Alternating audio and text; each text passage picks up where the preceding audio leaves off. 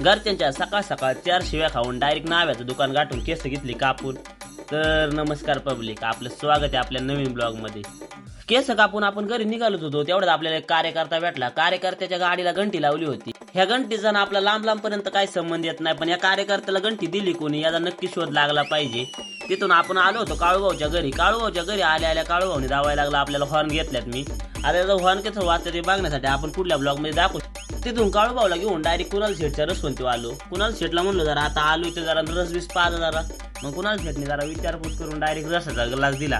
रस पिऊन निखिल शेठच्या साईटवर आलो. साईटवर काम चालू होतं, आपल्याला एका कार्यकर्त्याला पाहायला घेऊन जायचं होतं. कार्यकर्त्याला उचलून निखिल शेठची जरा विचारपूस करून डायरेक्ट आलो होतो विहिरीवर. विहिरीवर आल्या हिरो पाणी होतं. आता म्हणलं तर मस्त उड्या बिड्या टाकावं, पण कार्यकर्ते म्हणले आपल्या सीझनचं पहिलंच पाऊल चालू आहे, जरा व्यवस्थित पाहावं विहिरीतलं, आपल्याला काय माहिती नाही. पण आपण काय ऐकणार नाही, आपण डायरेक्ट आल्या उडी घेतली टाकून.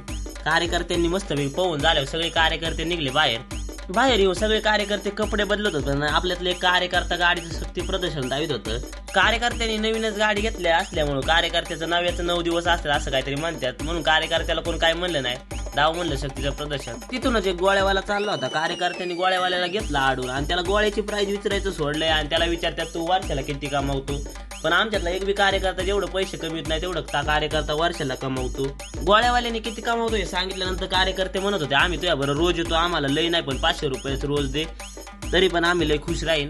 एक गोळा घेतला खाऊन. तुम्ही घ्या ब्लॉगला लाईक करून. भेटूया पुढल्या ब्लॉगमध्ये. आपला ब्लॉग असाच पाहत राहा. धन्यवाद.